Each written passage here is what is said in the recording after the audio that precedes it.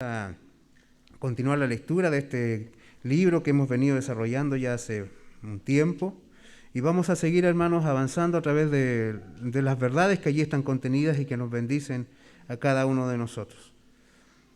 Nos bendicen, hermanos, y nos desafían. Y agradecemos al Señor por esa hermosa maravilla que nosotros encontramos en su palabra.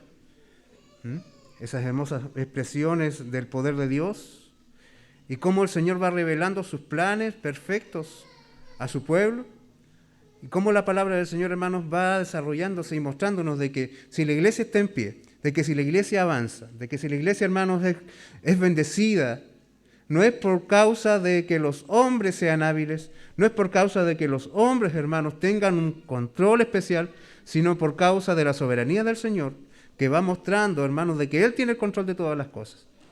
Hasta inclusive, hermanos, de que un cojo haya sido sanado, se trataba de una profecía cumpliéndose. ¿Se acuerda usted? Dios es grande. Nuestro Dios es maravilloso. Así que invito a que continuemos nuestra lectura. Vayamos al capítulo 3 del libro de Hechos y sigamos leyendo de ahora desde el verso 11 hasta el final del capítulo 3. Y vamos a darnos cuenta, hermanos, de que este día no ha terminado aún. Este día que parecía corriente, este día que parecía normal, no ha terminado aún. Todavía falta que pase algo muy extraordinario en este día. Algo, hermano, realmente asombroso. Así que si ha encontrado la palabra del Señor, le invito a que en reverencia se ponga en pie el libro de Hechos, capítulo 3, del verso 11 en adelante.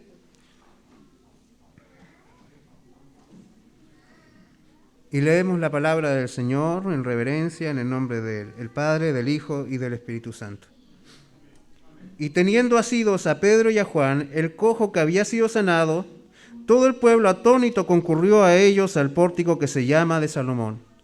Viendo esto, Pedro respondió al pueblo: varones israelitas, ¿por qué os maravilláis de esto? ¿O por qué ponéis los ojos en nosotros como si por nuestro poder o piedad hubiésemos hecho andar a éste? El Dios de Abraham, de Isaac y de Jacob, el Dios de nuestros padres, ha glorificado a su Hijo Jesús, a quien vosotros entregasteis y negasteis delante de Pilato, cuando éste había resuelto ponerle en libertad. Mas vosotros negasteis al santo y al justo y pedisteis que os diese un homicida.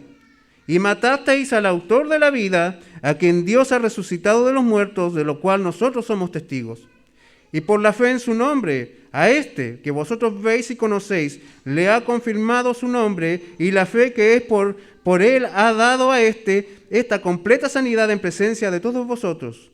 Mas ahora, hermanos, sé que por ignorancia lo habéis hecho, como también vuestros gobernantes. Pero Dios ha cumplido así lo que habéis antes anunciado por boca de todos sus profetas, que su Cristo había de padecer. Así que arrepentíos y convertíos para que sean borrados vuestros pecados, para que vengan de la presencia del Señor tiempos de refrigerio. Y Él envía a Jesucristo, que os fue antes anunciado, a quien de cierto es necesario que el cielo reciba hasta los tiempos de la restauración de todas las cosas, de que habló Dios por boca de sus santos profetas que han sido desde el tiempo antiguo. Porque Moisés dijo a los padres: el Señor vuestro Dios os levantará profeta de entre vuestros hermanos como a mí. A él oiréis todas las cosas que os hable. Y toda alma que no oiga a aquel profeta será desarraigada del pueblo. Y todos los profetas desde Samuel en adelante, cuantos han hablado también han anunciado estos días. Vosotros sois los hijos de los profetas y del pacto que Dios hizo con nuestros padres, diciendo a Abraham: en tu simiente serán benditas todas las familias de la tierra. A vosotros primeramente, Dios, habiendo levantado a su Hijo, lo envió para que os bendijese, a fin de que cada uno se convierta de su maldad. Amén. Oremos al Señor. Señor, amado Dios, Dios altísimo, venimos ante tu presencia con corazones completamente disponibles, Señor, dependientes de ti. Nos sometemos, Señor, y te pedimos que tú tomes el control de nuestros pensamientos, Señor, de nuestras emociones y de todo lo que somos.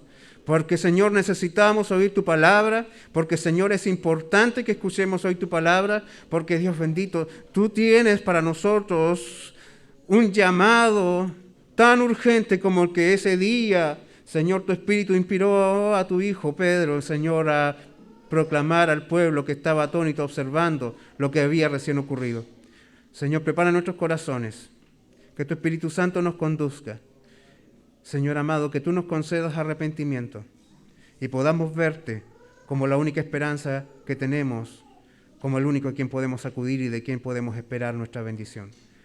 Pedimos, Señor, que tú nos guíes a esta hora mientras vamos a través de tu palabra. En el nombre de Jesús oramos. Amén. Amén. Les invito, hermanos, a que tomen sus asientos y se dispongan junto a mí, ¿cierto? Porque vamos a ir juntos recorriendo este texto y vamos a ir considerando las maravillas que el Espíritu Santo inspiró para que quedasen registradas para nuestro beneficio.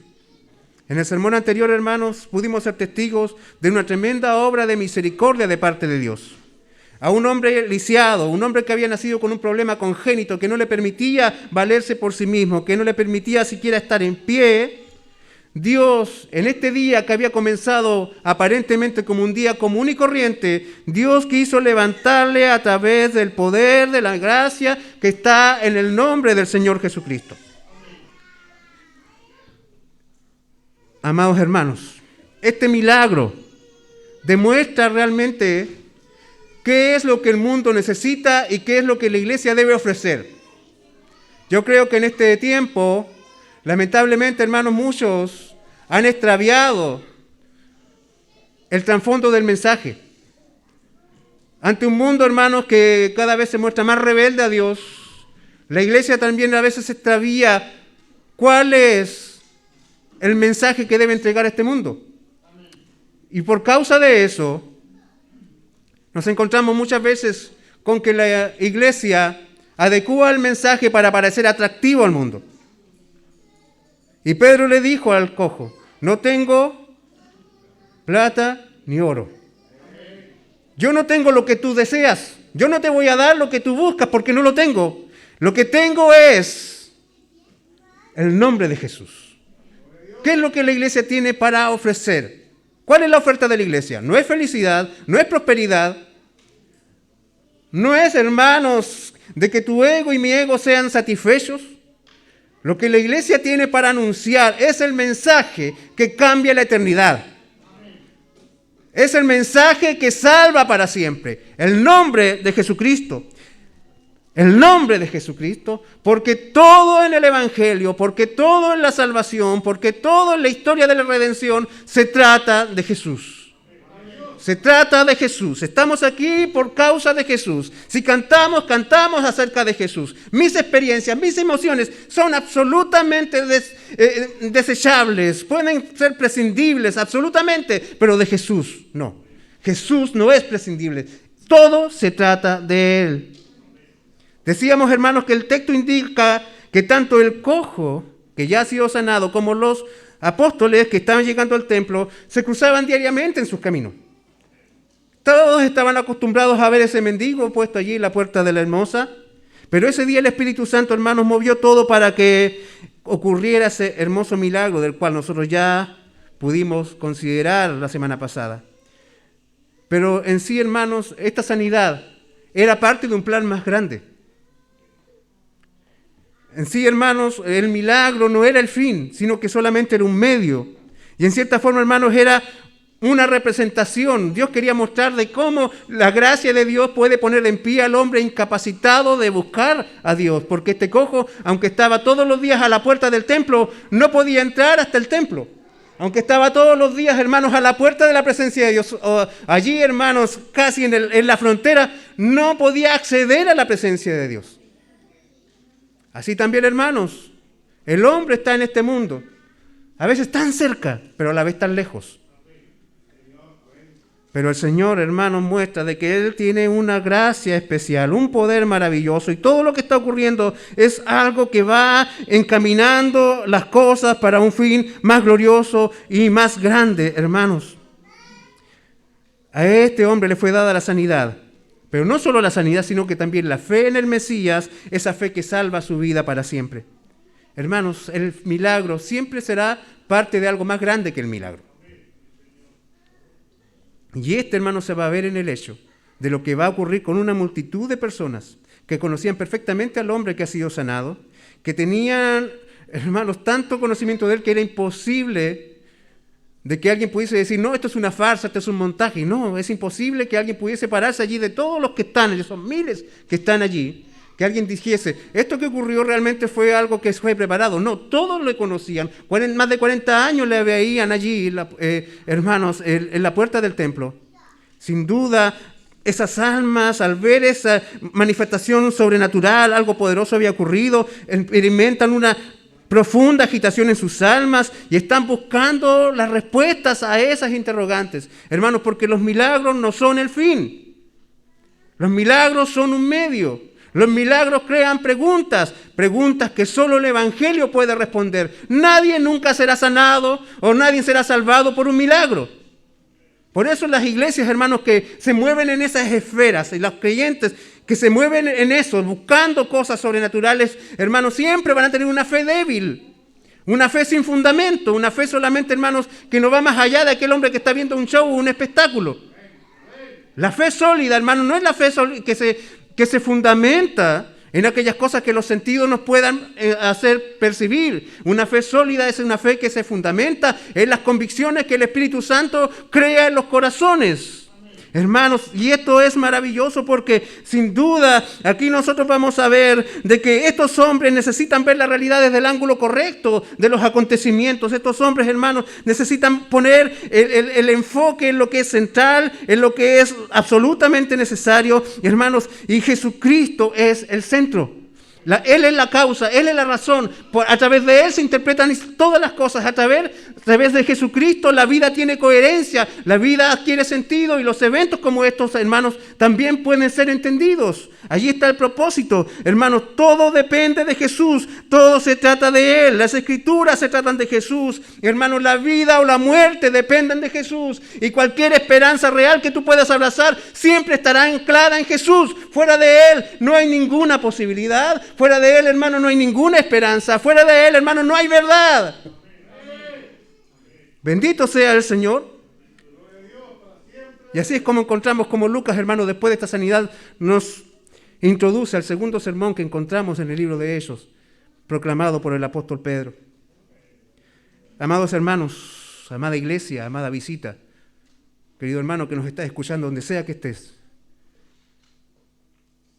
no hay pregunta más importante que te puedas hacer que esta. ¿Qué estás haciendo con Jesús? ¿Cómo estás respondiendo a Jesús? Porque todo se trata de Él. Porque todo se trata de Él. Pues el destino de los hombres depende de este Mesías que Dios dio. El único camino al Padre, el único nombre en quien hay salvación. Él es, hermanos, todo lo que necesitamos. Todo se trata de Jesús. Todo se trata, hermanos, de aquel que murió, que resucitó y que hoy reina. Los judíos, hermanos, lo esperaban, los judíos lo anhelaban, pero los judíos no le conocieron. Y le rechazaron. Le entregaron, le negaron y le mataron. Pero aún así, Jesús, ese mismo, sigue siendo la única esperanza que ellos tienen. Y es la única esperanza que tú y yo tenemos. Tú puedes ir y venir, puedes entrar y salir, pero en la eternidad lo que va a pesar va a ser, ¿qué hiciste con Cristo? ¿Qué hiciste en el día en que se te anunció que solo en Él había salvación? Todo lo demás pasará. Títulos, conocimiento, riquezas, fama, no resistirán el juicio. Lo único que te puede salvar es Jesús. De hecho, todo se trata de Él. Todas las Escrituras se tratan de Jesús. Dijimos, hermanos, que los milagros crean preguntas y el Evangelio las responde. Lo sobrenatural, hermano, no tiene poder salvífico. Los milagros no tienen poder para salvar. Lo que salva es el oír la palabra de Dios. Amén. Usted nunca va a encontrar, hermano, de que el milagro ocurre y que después el apóstol se vaya y diga, ya aquí está todo hecho. Siempre será una ocasión para presentar el Evangelio. Y Lucas, hermano, si usted se fija cómo va relatando, cómo va contando los eventos, nos va mostrando fluidez, continuidad, acción constante. Va pasando, ¿cierto?, de uno a otro diciendo, esto no es un capítulo, escena 1, escena 2, esto es una sola escena.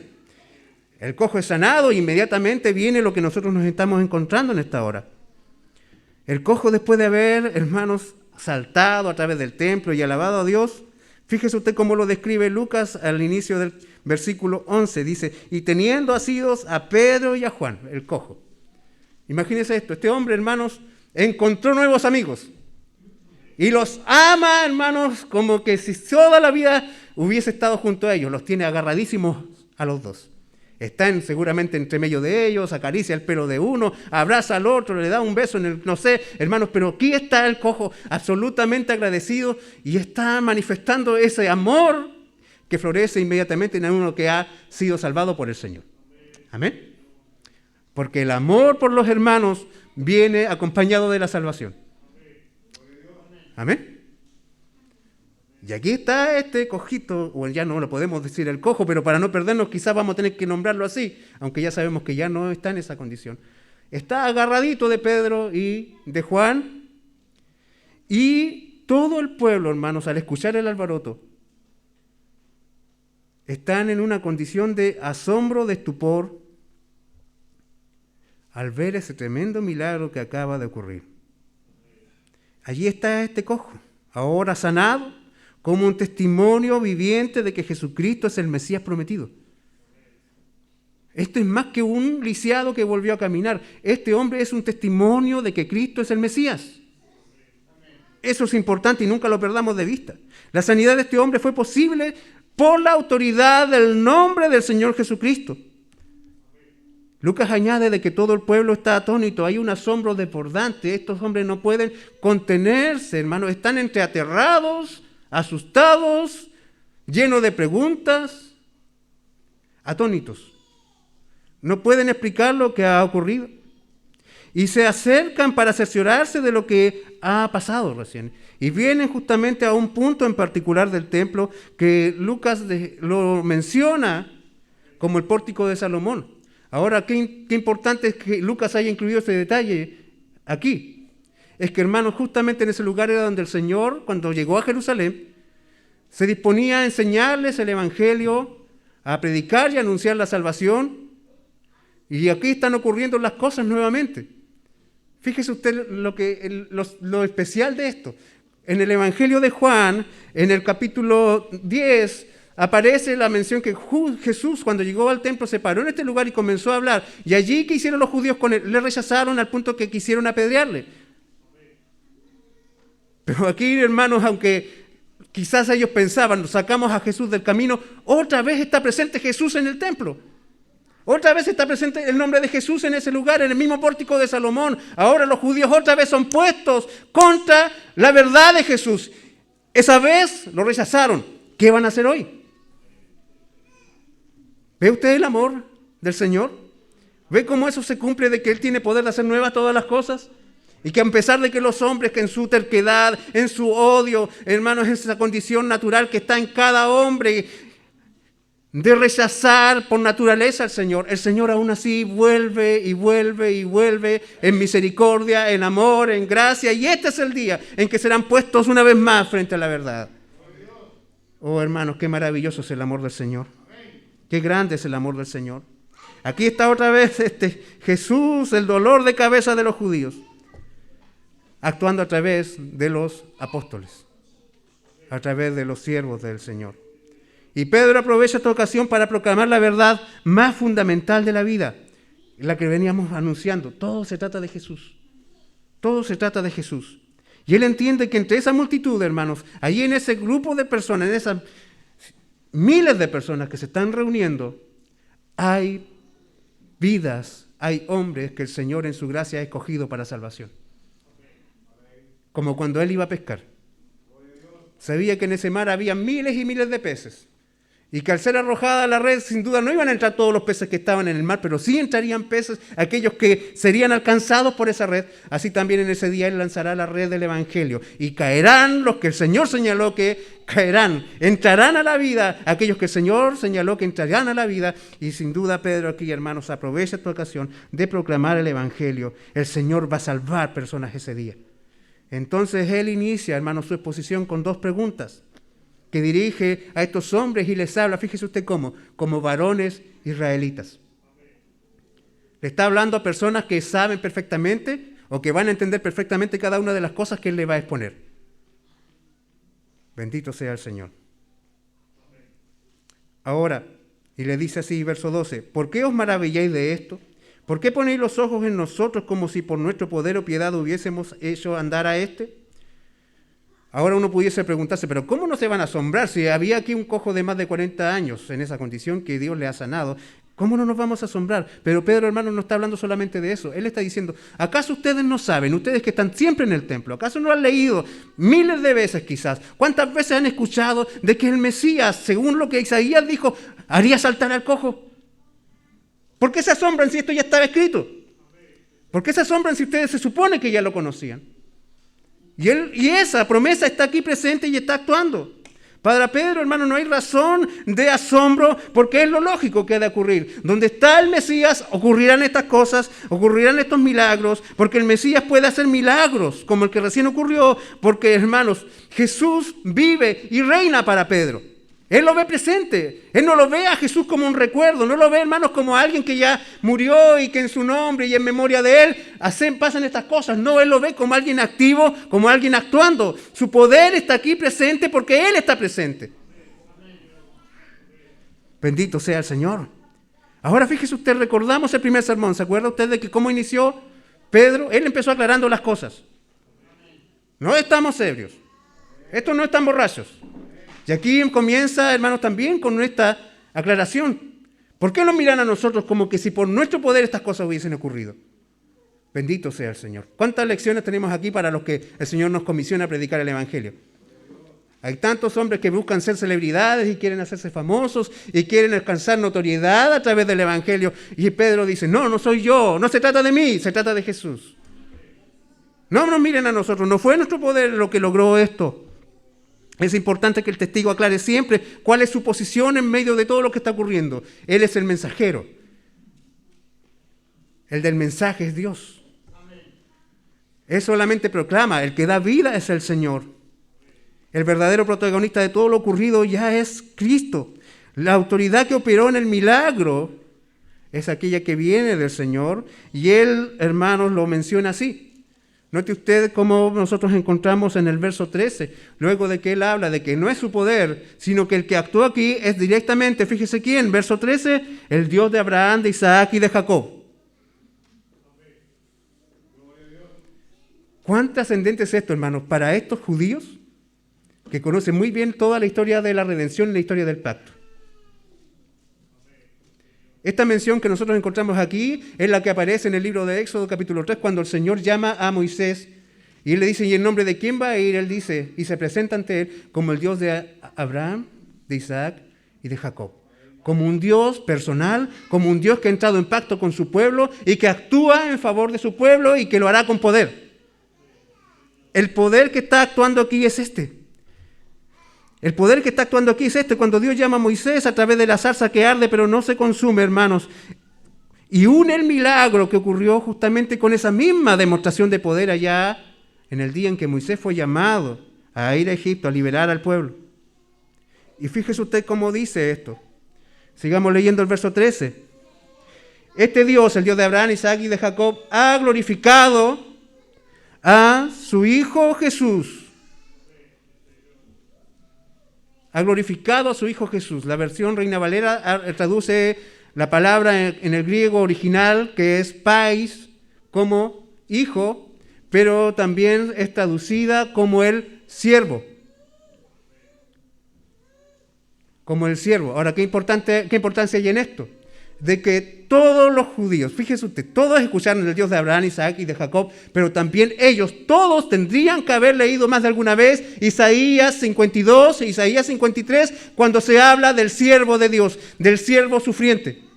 Hermano, esto es un tremendo choque, es un tremendo golpe a las convicciones de los judíos que no concebían a un Mesías que sufría, un Mesías que se dolía, de un Mesías que moría. Para ellos el Mesías era un guerrero victorioso que destripaba a romanos con su palabra, que pescaba una espada, hermano, y decapitaba a miles de hombres y que ponía nuevamente a Israel en la cúspide del mundo, en la cúspide del orden mundial.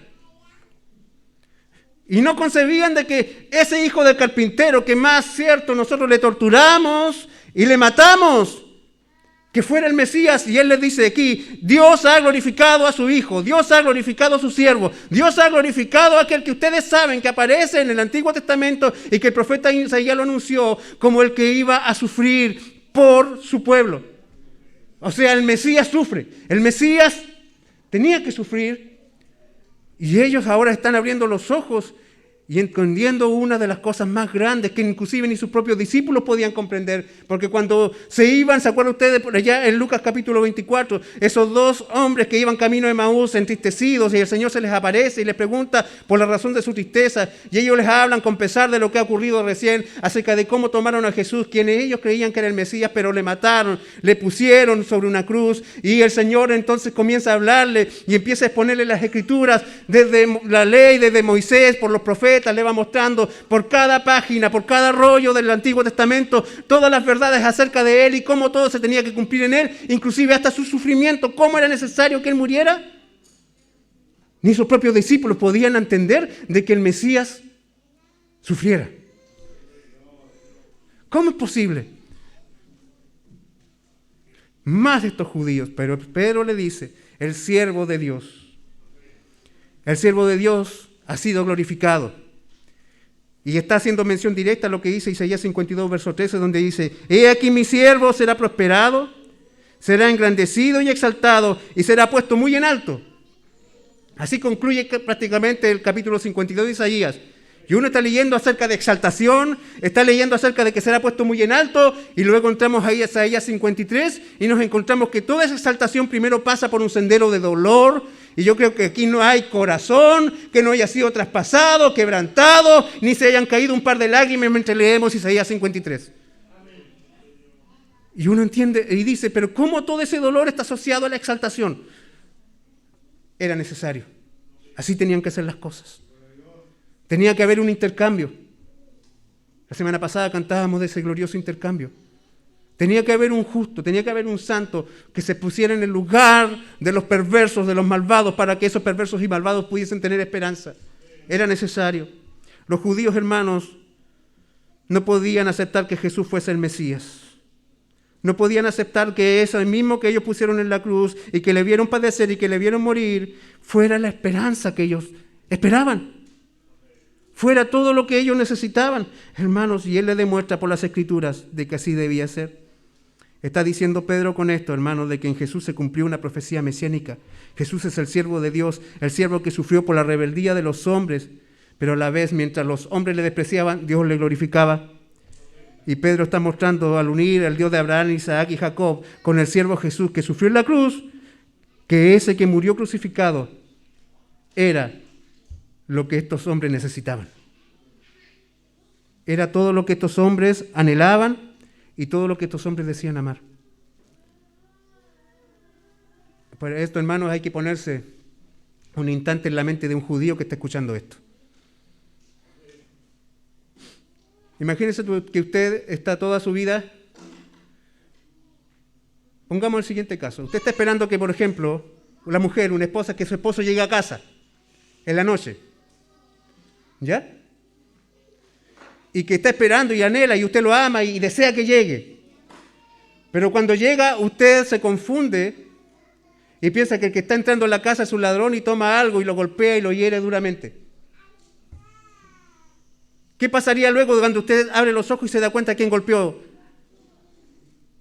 ¿Qué pasaría por su corazón? Sentiría dolor, sentiría angustia, se sentiría muy culpable, ¿cierto?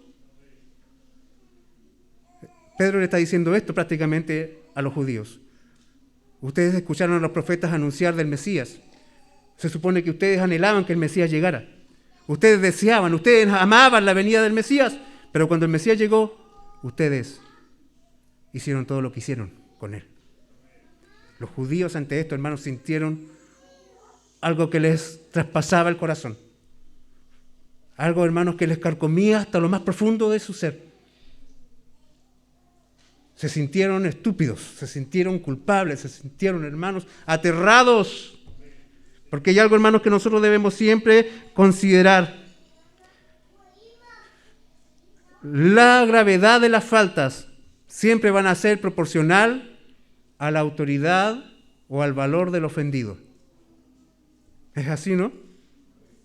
Usted puede decirle una mala palabra a alguien y puede pasar, pero usted no le puede decir esa misma mala palabra, por ejemplo, a una autoridad. ¿Es así? Bueno, ahora en Chile lamentablemente todo sentido de orden y de autoridad se está perdiendo. Pero hace un tiempo atrás yo le aseguro que cuando yo era niño no era lo mismo decirle tonto a un compañero de colegio que tratar de tonto al profesor.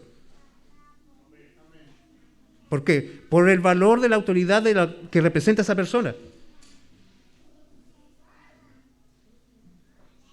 La gravedad del pecado está, hermanos, en el hecho de contra quién se ha actuado,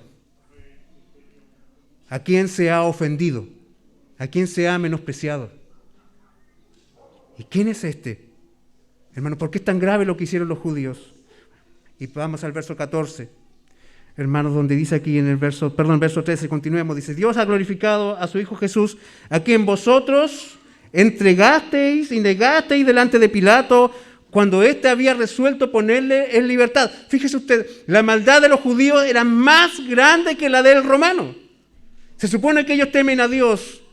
Y el romano, hermanos, Pilatos era un pagano.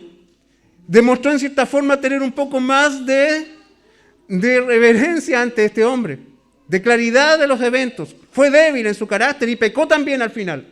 Pero los judíos, hermanos, se empecinaron, no descansaron, no se tranquilizaron, no se conformaron, sino hasta ver a Jesús molido, traspasado, clavado y humillado a lo que más se podía humillar a alguien. No piense usted, hermano, de que fue poca cosa haber puesto a Jesús en la cruz. Los judíos sabían de que si había algún hereje entre medio de ellos, tendría que haber muerto lapidado. Pero aún así, hermano, en esa lapidación, por muy cruel que resulte, había un grado de misericordia porque se estaba considerando a ese hombre aún como digno de Dios. Pero al ponerle en un madero, están diciendo, este no merece la vida, no merece nuestro aprecio, y menos tampoco merece la consideración de Dios porque es un maldito de Dios. O sea, no se conformaron con solo humillarle, con acusarle falsamente, con torturarle, con golpearle, con, matarlo, sino que a través de esa muerte procuraron exponerlo a la mayor de las humillaciones. Un grado de maldad y de ensañamiento, hermanos, sin comparación. Aquí, hermanos, hay maldad en lo sumo. ¿Me entiende? Y Pedro le dice a ellos, ustedes lo entregaron, lo negaron y se preocuparon de que no saliese vivo y que muriese de la peor manera. Aunque el mismo Pilatos tenía más conciencia que ustedes. Ustedes demostraron ser más bajos que Pilatos. Y seguimos leyendo. Verso 14. Mas vosotros negasteis no a un simple carpintero, no solo al hijo de José, no solo al nazareno. Verso 14, sino que negasteis al santo y al justo y pediste que se os diese un homicida. Vea usted, hermano, los apelativos, los adjetivos que usa Pedro para llamar a Jesús. Primero vimos que lo trató como el siervo de Dios. Y acá lo está llamando el santo y el justo.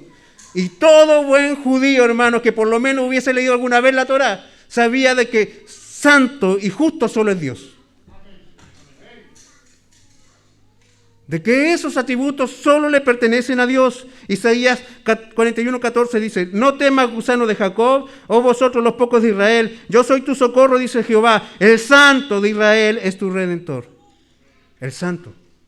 Zacarías 9:9, alégrate mucho, oh hija de Sión, da voces de júbilo, hija de Jerusalén, he aquí viene tu rey, vendrá a ti justo, Salvador, humilde, cabalgando sobre un asno, sobre un pollino, hijo de asna. Pedro les encara los acontecimientos recientes, cómo despreciaron y maquinaron para llevar a Jesús a la cruz. Ciertamente, hermanos, ¿qué está diciendo aquí Pedro en el Evangelio? Ustedes son pecadores, ustedes son culpables, ustedes no tienen excusa. Pero vea usted, hermanos, también aquí hay un pequeño detallito. Uno de los pecados que Pedro menciona es la negación. Y uno de los que negó a Jesús fue él mismo. Que está, hermano, aquí de una manera así como casi como una pequeña brisa soplando en medio de todo este vendaval de fuego.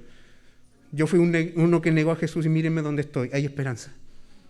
Pero esa esperanza no puede ser apreciada mientras no consideres cuál es tu real condición frente a Jesús y frente a Dios, porque todo se trata de Él. Y cuando ustedes lo tuvieron, le mataron, son culpables.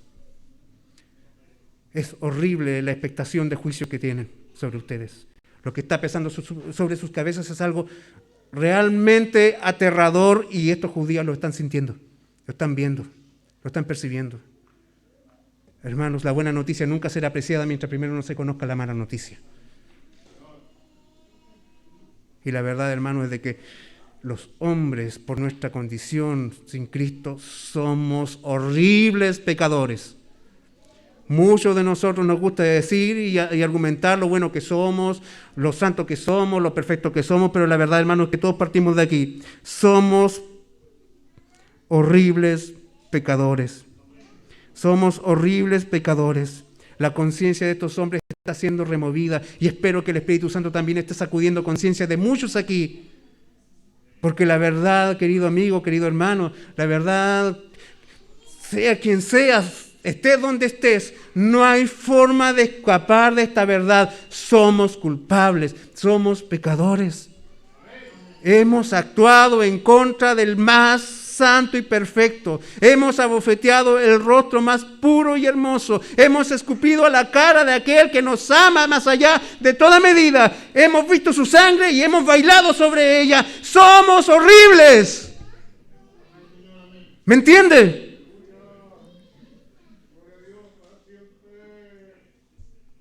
Y el ego aquí, hermano, no sirve de nada. No intento ser políticamente correcto, nunca lo seré. El Evangelio no lo es. Somos horribles pecadores, tú y yo. Y nuestras palabras, nuestras mentiras, nuestros pecados, hermanos, nuestros desenfrenos, todo eso, hermanos, fue la razón por la que Cristo fue llevado a la cruz. Nosotros pudiésemos decir, ¡oh, horribles judíos! La verdad, hermanos, que tú y yo también estábamos allí en ese momento. Tú y yo también estábamos allí en ese momento. Oh, hermanos, todo se trata de Jesús. Todo se trata de Jesús. Actuamos horriblemente. Ellos lo hicieron horriblemente, hermanos. Vosotros negasteis al santo y al justo y pediste que se os diese un homicida. Vea el valor que se le da a Jesús. Menos que un homicida. ¿Cuánto vale Jesús para ti? ¿Es una excusa? ¿Es un argumento? ¿Es un accesorio? ¿Es una herencia? ¿Es solo algo de cultura? Cualquiera, hermanos, que tenga un concepto de Jesús menor al que Él es Dios encarnado, es absolutamente inútil. No te salvará eso. No puedes decir, estoy de acuerdo con las palabras de Jesús. No basta con eso. No basta con que digas, me parece bien lo que el Señor enseña, me gusta su historia, es tierna, es bonita, me hace llorar. No basta con eso, no sirve. No sirve. No puedes darle a Jesús un valor inferior al que Él realmente tiene. Los judíos dijeron, para nosotros Barrabás vale más que Él.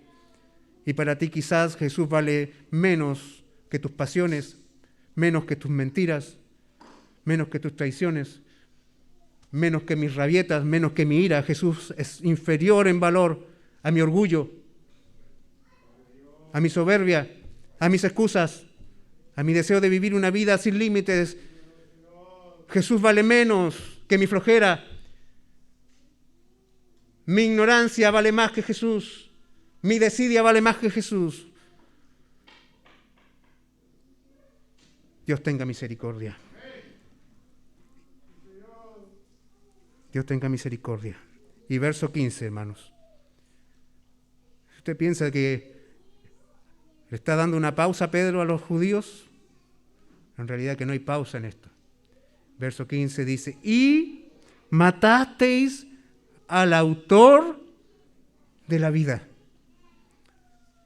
Alguien dijo alguna vez, hermano, no sé si usted se imagina alguna vez golpeando a su mamá. Yo creo que alguien para él es inconcebible, es un grado de maldad horrible. Imagínense ir contra el autor de la vida. ¿Cuánta maldad se necesita para eso? ¿Cuánta maldad se necesita para eso? Y matasteis al autor de la vida. La esperanza que clamabas la tenía frente a ti y el día que la tuviste, ¿qué hiciste con él? Lo mataste. Lo matasteis. Pero ese mismo autor de la vida, como ya lo dijo Pedro en el primer sermón, que es imposible que la muerte lo retuviera, que lo mantuviera sujetado. Dice el texto acá, Dios ha resucitado de los muertos, de lo cual nosotros somos testigos. En la resurrección, hermanos, hay esperanza. Hay esperanza. Haber hecho algo irremediable, hermano, algo horrible. Imagínense usted esas mujeres que cometen aborto. Nunca superan su culpa y el dolor. Y la ideología venda lo que vende la ideología que está de moda. Hermanos, eso se mantiene solamente sustentado en la mentira y en la crueldad de un negocio horrible. Pero nunca superan el trauma de haber matado a un hijo. Nunca lo van a superar. Y vendan lo que vendan, la verdad es que estaré allí. Y estos hombres pudiesen decir, hemos cometido un acto realmente horrible.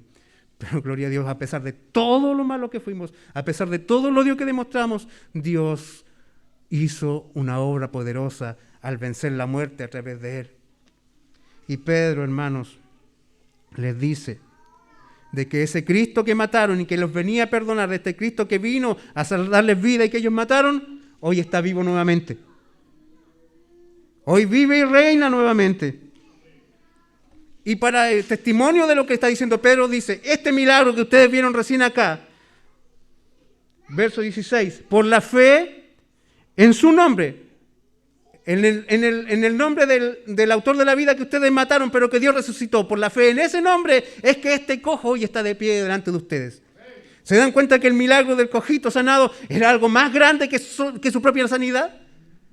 Era para testimonio de que Cristo estaba vivo, de que Cristo resucitaba y de que hay poder en su nombre para poner a un cojo de pie y hay poder en su nombre para que estos perversos y crueles judíos, hermanos, pudiesen tener una esperanza de perdón.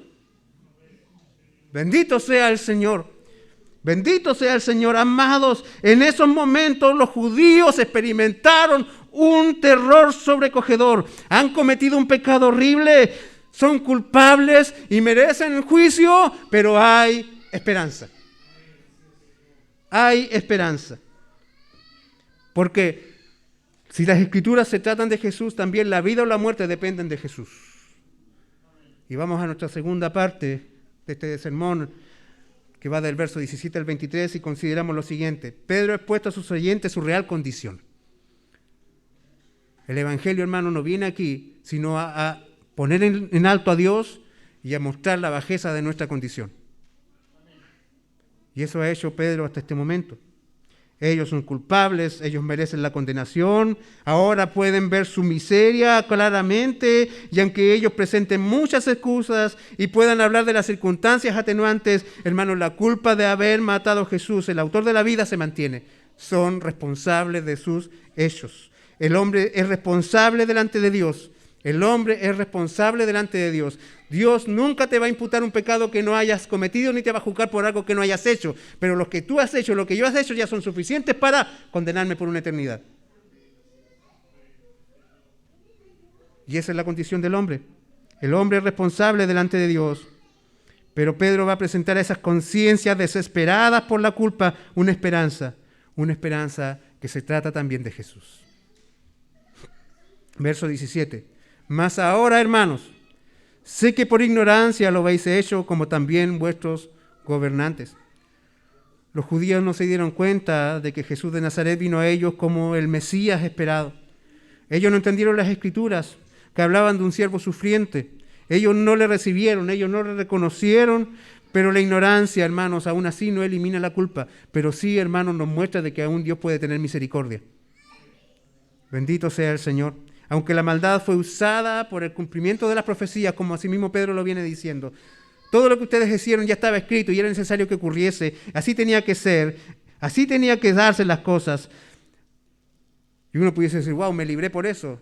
Yo no sabía, pero vaya a decirle eso, por ejemplo, a un policía. Yo no sabía que aquí no se podía ir más de 150 kilómetros por hora. ¿Qué le va a decir? No importa que usted no sepa, la ley ya está escrita. Y si usted no la leyó, es su responsabilidad. El parte va igual. La multa va igual. La ignorancia, hermano, no es un atenuante para nuestra culpa. Uno pudiese decir que yo no sabía, yo no leí la Biblia, yo no entendía estas cosas, yo nunca me preocupé de esto. La verdad, hermano, es de que nadie puede alegar ignorancia delante del Señor. Desde la misma creación hay un testimonio constante acerca de que hay un Dios real y hay un Dios que tiene poder y un Dios que juzga. Hay suficiente evidencia en nuestra contra desde la misma creación. Desde la misma creación. Cada vez que usted ve el sol salir y la noche caer, hermanos, hay algo que nos está diciendo Dios es real. Y Él no busca convencer a nadie. Él no quiere argumentar para convencer, simplemente dice la verdad y ya está. Y esta verdad te hace libre o te hace esclavo. Pero aún así, hermanos, ellos siguen convictos, la culpa se mantiene, pero hay una esperanza y es, hermanos, de que este pecado, esta maldad puede ser quitada a través del arrepentimiento y el perdón que viene de Jesús. Bendito sea nuestro Señor, grande es el amor del Señor. El amor de Cristo está presente y estuvo presente aún allí mismo en la cruz. Lucas 23, 34, el Señor está sufriendo los azotes, ya ha sido clavado y mientras se burlan de Él exclama desde la cruz, Padre, perdónalos porque no saben lo que hacen. Entonces, hermanos, ¿qué aplica la ignorancia? ¿Por qué Pedro le dice, hermanos, yo sé? Y fíjese usted cómo les habla. Después de haberles puesto frente a su condición, les habla como hermanos. Aquí hay, hermanos, querida iglesia, una expresión de cariño, de un pastor prácticamente hablándole a la gente. Están estos hombres aterrados y él viene ahora a decirles, pero hay una salida. Hermanos, yo sé que ustedes lo hicieron por ignorancia. Y fíjese usted que cuando el Señor habló alguna vez y apeló a la ignorancia de la gente, lo hizo para pedir misericordia. En cierta forma, aquí está diciendo a través de este evento, no que ustedes sean menos culpables, pero sí todavía tienen esperanza. Hay misericordia en Jesús. Él tuvo misericordia de los que los clavaban en la cruz, es porque estaba en ese momento clamando en la cruz por ustedes también. Ustedes no sabían. Y Él allí pedía por ustedes en la cruz. Hay esperanza. Hay esperanza. Y ellos, hermanos, tienen una esperanza. ¿Cómo escaparán de la ira? ¿Cómo escaparán del juicio? ¿Cómo se puede huir de la destrucción? ¿Cómo se puede escapar, hermanos, del castigo merecido y justo contra todo aquel que ha hecho todo lo que ha hecho con Cristo? Y Pedro lo dice más adelante. Verso 17. Más ahora, hermanos, sé que por ignorancia lo habéis hecho, como también vuestros gobernantes, pero Dios ha cumplido lo que había antes anunciado por boca de todos sus profetas, que su Cristo había de padecer. Verso 19, esta es la salida. Así que arrepentíos y convertíos para que sean borrados vuestros pecados. Hay una salida.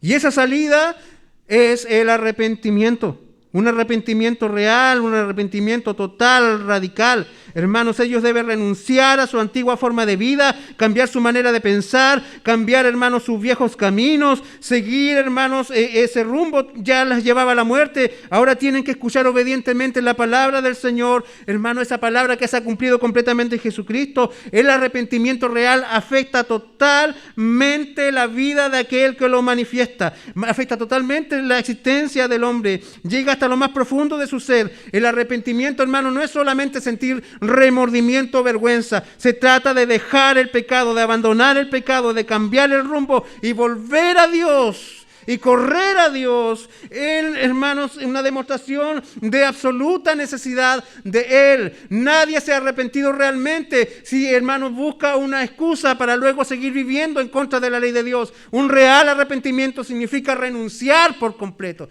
renunciar a esa vida que puso a Cristo en la cruz, dejar a un lado esas cosas que pusieron los clavos en las manos del Señor. Hermanos, dejar todo atrás, dejarlo atrás, absolutamente atrás, para correr a Dios Abrazarse de Él y decirle: yo nunca más me suelto de ti. Así como el cojo, hermanos, el ex cojo dijo y estaba agarrado de Pedro y Juan. Así el hombre tiene que correr y agarrarse de Dios y decir: yo no vuelvo atrás, yo no dejo esto.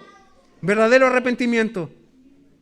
Eso puede dar una esperanza. Allí está el camino. Ellos han visto su pecado claramente. Está allí frente a ellos. Está allí escrito como una pizarra puesta, hermanos, con todas sus deudas frente a ellos.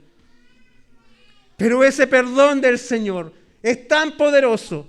Y Pedro lo dice aquí de una manera gráfica, que el perdón de Dios borra los pecados, como quien toma, hermanos, algo y empieza a eliminar las deudas de la pizarra. Esa era la imagen que Pedro estaba usando. Y empieza a borrar, y eso comienza a quedar en blanco, comienza a quedar, hermanos, sin nada en su contra, sin ningún argumento en contra de ellos, completamente justificados, porque el perdón del Señor actúa de esa manera. El perdón del Señor, hermano, no guarda pecados, ¿cierto?, de su ofensor para más adelante en caso de venganza. No guarda, hermanos, allí en las ofensas para en algún momento echarlas en cara. El Señor, cuando perdona, perdona para siempre.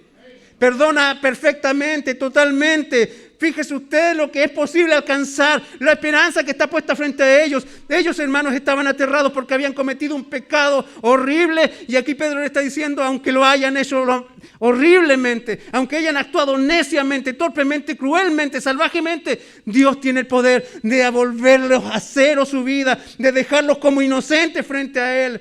Bendito sea el Señor. A veces nosotros miramos nuestros pecados, hermanos, y vemos las cosas que hemos hecho, y sin duda las consecuencias quedan, pero confía, Dios tiene poder de hacer cosas maravillosas, aún a pesar de tus malas decisiones, aún a pesar de tus malas obras, aún a pesar de tus malas palabras. Dios tiene el poder, hermanos, de obrar tan maravillosamente, de hacer, hermanos, que de entre las mismas cenizas surjan flores maravillosas de vida, de esperanza y de gloria a su nombre.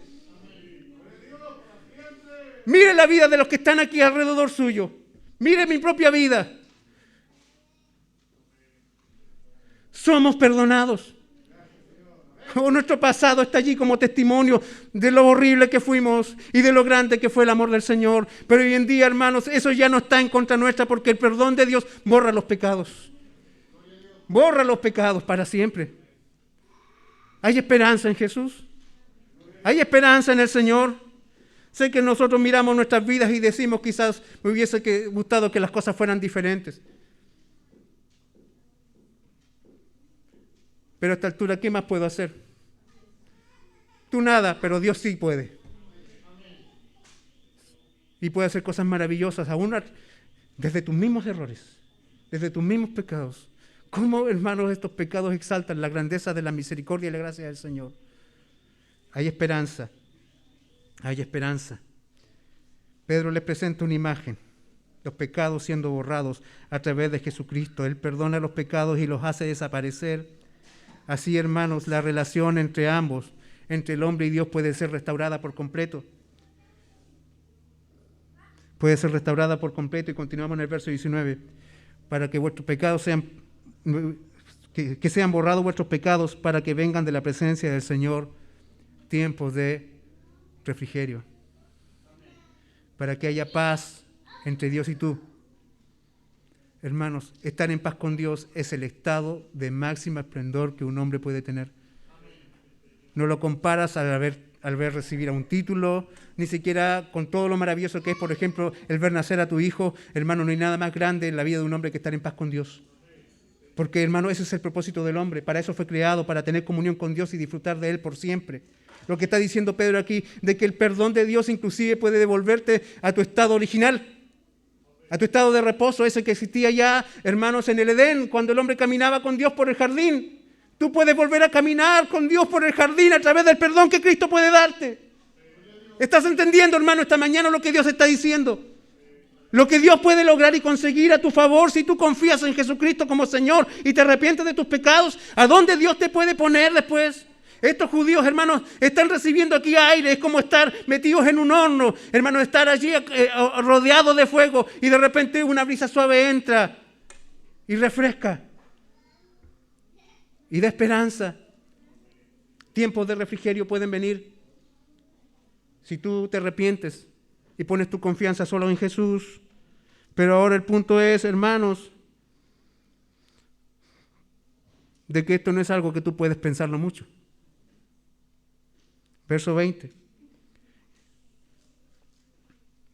19. Y vengan tiempos de refrigerio, y Él envía a Jesucristo que os fue antes anunciado, verso 21, a quien de cierto es necesario que el cielo reciba hasta los tiempos de la restauración de todas las cosas. Ponga atención en eso.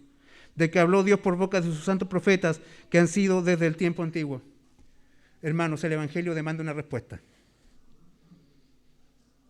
Tú no te puedes quedar solamente con una opinión y decir, me parece razonable. No, hay que responder. Y hay que hacerlo rápido, porque hay una cosa que Pedro está diciendo. Viene el tiempo de la restauración de todas las cosas. En este momento es necesario que Él sea recibido en los cielos, pero vendrá un día en que las cosas serán restauradas. ¿Qué está mencionando aquí Pedro? Está diciendo que esto también fue anunciado por todos los profetas. Está diciendo, los profetas, esos que ustedes leen, en esos que ustedes confían, esos que yo confío, nos dijeron siempre de que vendrá un día en que las cosas serán restauradas. Pero para que eso sea todo restaurado, primero todos sabían de que en ese mismo día de la restauración de todas las cosas es el mismo día grande y terrible del Señor. El juicio está allí expectante. Tú no puedes confiar de que vas a tener suficiente tiempo. Tú no manejas tu vida, tú no manejas la agenda, tú no tienes conocimiento del curso de la historia. Hay una verdad irrefutable. Los profetas anunciaron que el Mesías vendría y vino. Y los mismos profetas anunciaron que vendría un día de juicio, entonces ciertamente vendrá. Y la verdad es de que tú debes responder porque ese juicio es inminente. Fíjese usted, hermanos, Pedro está hablando esto en un tono de inminencia. Es algo urgente. La respuesta al Señor no es algo que tú puedas dilatar. No, tú no tienes derecho a decir, Señor, espérame para pensarlo. No, no puedes. Esto es vida o muerte. Esto es, o recibes el juicio o recibes el perdón. Pero no puedes estar jugando con esto. No puedes estar dilatando esto. No puedes pensar de que tú tienes el control de estas cosas. No puedes estar jugando al religioso, no puedes estar jugando al que crees, no puedes estar aparentando piedad, no puedes estar confiando en tus obras, no puedes darte el gusto y el lujo de dejar que el tiempo pase y venir y exponerte al Evangelio y hacerte, hermanos, allí un testigo de las verdades del Señor para no responder, porque el Evangelio demanda una respuesta del hombre. ¿Me estás escuchando, querida iglesia? Tú puedes pensar de que este puede ser un día más, de que ojalá el sermón va a terminar pronto y volveré a mi vida y seguiré en mis cosas y seguiré en mi camino y en mis palabras y en mis acciones y en mis relaciones pecaminosas. Continuaré viviendo de esta manera. Total, todo el mundo lo hace, pero el Señor está diciendo, hoy debes responder porque el juicio es inminente. Si quieres escapar, hoy es el día para huir. Hoy debes arrepentirte, hoy debes pedir perdón. La vida o la muerte se trata de Jesús. Se le recibe en arrepentimiento fe o se le rechaza, pero no hay neutralidad. No hay neutralidad. La esperanza se trata de Jesús. Con esto ya estamos concluyendo, hermanos. Pedro está concluyendo ya su predicación y lo hace recordándoles a los hombres de que hay esperanza. Y esa esperanza estuvo en el mensaje de los profetas, estuvo en el mensaje de Moisés, a quien se le menciona aquí, ¿cierto? Y también se menciona a Samuel. Y se recuerda de que cada uno de ellos hablaban de estas promesas, de que todos anunciaban a Jesús, que Jesús es el cumplimiento del pacto, Él es la bendición prometida a Abraham, no las tierras, no las riquezas, no la fama, sino que Jesús es la bendición dada a Abraham. En esa simiente serán benditas todas las familias de la tierra. Jesucristo es la razón. Ellos fueron bendecidos a través del Hijo que fue levantado para que los bendijese con la fe del arrepentimiento. Porque ¿cuál es la más grande bendición que un hombre puede alcanzar? Verso 26. Dios, habiendo levantado a su Hijo, lo envió para que os bendijese. Amén. ¿Cuántos quieren la bendición del Señor? Amén. La bendición del Señor, hermano, no la asocie nunca a una moneda cayendo dentro de un cofre. La bendición del Señor no se trata de un sonido de un motor suavecito rugiendo así mientras va por la carretera. La bendición del Señor, hermano, no se trata de escuchar los pajaritos cantar allí al lado de un río o al borde de la playa, disfrutando, ¿cierto?, un tiempo de descanso. La bendición del Señor es a fin de que cada uno se convierta de su maldad. Para que Él los bendijese con arrepentimiento. Para que Él los bendijese con la salida, con lo que realmente necesitan. Porque lo que tú y yo necesitamos, hermanos, no es tener un cuerpo indestructible, es tener un alma salvada. Ser perdonado. Bienaventurado es el hombre cuyas transgresiones han sido perdonadas. Esa es la verdadera bendición, hermanos. Esa es la verdadera bendición, saberse perdonados. El Evangelio, hermano, demanda una respuesta de parte de los que lo oyen. Jesucristo presentado y todo es juzgado a partir de Él. A veces pensamos, hermanos, que tenemos la capacidad, de que tenemos el chance, de que podemos darnos tiempo para decidir. Pero la verdad es que no hay posibilidad de asegurarte. Hermanos, yo quisiera tenerla, pero no puedo, no la tengo. No te puedo asegurar de que habrá otra oportunidad donde tú seas expuesto al Evangelio y se te demande una respuesta. Hoy es el día. Estos son los tiempos que han venido para que nosotros podamos escapar. La realidad, hermanos, que conocemos ya quedó demostrada. Puede cambiar drásticamente de un día para otro. Las cosas pueden cambiar y ser trastornadas de un momento a otro. Esa es la realidad que conocemos, hermanos. Muchas cosas en el mundo, cosas que nos cautivan, cosas, hermanos, que nos atrapan, pueden desaparecer. Hay un solo gran tesoro que permanece para siempre, el más valioso de todos, el único que realmente vale, y ese es Jesucristo. Todo se trata de Él. Amados hermanos, amada iglesia, amados amigos, si hubiésemos sido creados solamente para esta vida, vivamos, comamos, disfrutemos, vayamos, vengamos, trabajemos, enriquezcámonos. Pero hermano, no fuimos creados solo para esta vida, fuimos creados para la eternidad. Fuimos creados para la eternidad. Y el tiempo pasa rápido. Los días avanzan inexorablemente. Pasan los años. Y nuestro encuentro con la eternidad se acerca y no hay forma de escapar. No hay forma de huir. El juez del universo nos va a llamar un día y va a pedir cuenta. Y la pregunta es, ¿estás listo? Una vez estábamos viendo una película con mi esposa y se trataba de un predicador que iba por la calle y que había unos asaltantes destruyendo un vehículo y él va y los encara y les dice, es malo lo que están haciendo, es horrible lo que están haciendo, arrepiéntanse. Y uno de los delincuentes pone una pistola y la coloca en la cabeza del anciano predicador, diciéndole de que mejor se calle, puede poner una bala dentro de su cabeza. Y él le dice, con mucha certeza, y esa frase, hermanos, es conmovedora, una de las partes más intensas de la película, le dice, yo estoy listo, ¿y tú? Que ante eso, hermanos, el hombre comienza a temblar, porque esa es, hermanos, la gran pregunta. ¿Estás listo? La eternidad viene, se avecina, viene un día. Y ni tú ni yo lo sabemos, pero viene. Y no lo podemos detener, no podremos escapar. Y la pregunta es, ¿estás listo? ¿Estás listo? ¿Estás preparado? ¿Estás preparado? El Señor nos ayude. Hoy es el día de salvación. Hoy es el día en que el Señor está llamando. Hoy es el día, hermanos, donde Dios está convocando. Queridos amados, hermanos, queridos amados amigos, todo se trata de Jesús. Tu eternidad depende completamente de Él. Por eso no demores en responder. Por eso no pienses que puedes continuar dilatando tu respuesta. Él está rápido y presto a recibir. ¿Por qué si no eres tú rápido y presto a rendirte? En Él hay salvación, en Él hay perdón, en Él hay esperanza. Él no demora un segundo en poner a un cojo de pie. Él no demora ni un segundo en crear una nueva vida y cambiar una eternidad. Porque en Él hay perdón, porque en Él hay perdón. Todo en esta vida se trata de Jesús. Le invito a que nos pongamos de pie y oremos. Amado Dios, cuán grande es tu nombre. Sin duda eres maravilloso, eres Señor.